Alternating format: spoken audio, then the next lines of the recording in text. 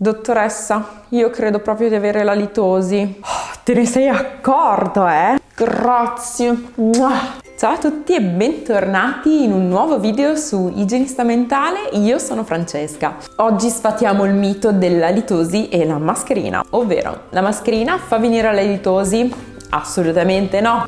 Semmai è grazie alla mascherina che finalmente ci rendiamo conto di avere un problema di alitosi che avevamo sempre sottovalutato. Quindi dite grazie alla vostra mascherina, visto che questo una volta era un problema delle altre persone, invece adesso è un problema tuo. Quindi vediamo come andare a risolvere la litosi o comunque migliorare questa situazione. Distinguiamo innanzitutto alito cattivo da alitosi, perché solitamente chi soffre di alitosi non è chi ha l'alito cattivo, cioè chi ha l'alito cattivo sono situazioni di solito magari transitorie dovute magari alla digestione piuttosto che a dei lunghi periodi di digiuno, magari la mattina appena svegli. Chi è che conosce un essere umano che ha un alito che sa di rosa la mattina? Credo nessuno, a parte i telefilm americani dove la mattina si baciano appassionatamente, ma vado retro. Per quanto riguarda invece le condizioni di alitosi, consideriamo che comunque il 50% della popolazione ne soffre.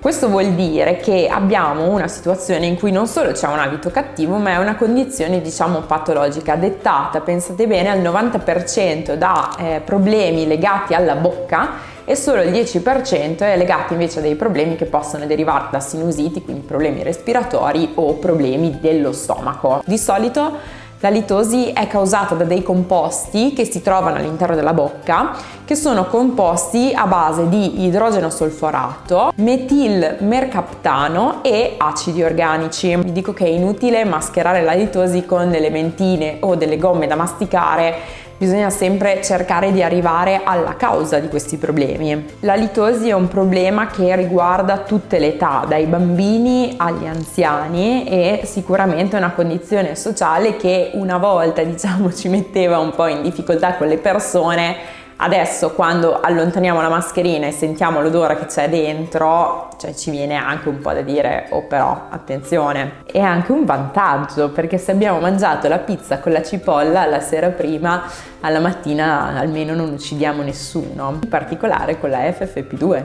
Per eliminare il problema transitorio della litosi, il primo consiglio che vi do è quello di evitare dei cibi che causano la litosi. Quindi abbiamo quei cibi a base di aglio, di cipolla o particolarmente pesanti. Io sono reggiana e per esempio se mangio dei cappelletti con l'arrosto e l'erbazzone, ma tutti anche gli zuccheri, i dolci, tutte le cose che comunque tendono a dare pesantezza allo stomaco, ma che lo danno poi anche sull'alito. Comunque, quindi piatti raffinati, tendenzialmente elaborati. Il secondo consiglio che vi do è di non fumare, perché il fumo è già fastidioso di per sé, ha effetti comunque dannosi sulla salute delle gengive, quindi causa ulteriormente infiammazione che chiaramente dà più alitosi. L'alcol, stessa identica cosa. L'altro consiglio sarebbe quello di lavare i denti dopo ogni pasto. È chiaro che se andiamo a eliminare la placca superficiale che si forma dopo il pasto, ridurremo la carica batterica presente in bocca. Importante anche utilizzare il filo interdentale, perché il filo interdentale rimuove i batteri dallo spazio interprossimale, che qui invece proliferano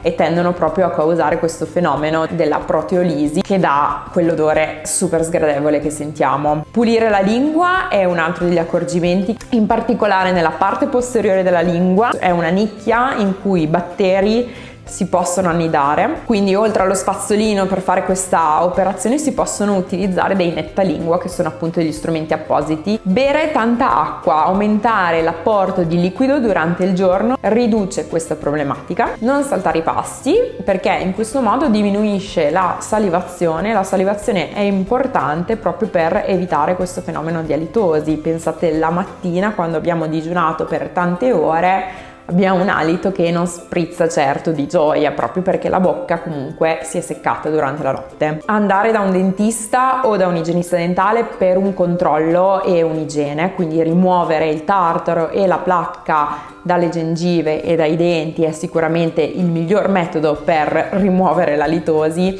o comunque se ci sono delle carie o degli altri problemi nella bocca, risolverli è sicuramente il primo passo per avere un alito un po' più fresco. Quindi sfruttate la mascherina finché potete, però state attenti perché la litosi comunque è un segnale che c'è bisogno sicuramente di un consulto dal dentista, quindi mi raccomando. Noi ci vediamo al prossimo video e non dimenticate di iscrivervi al canale.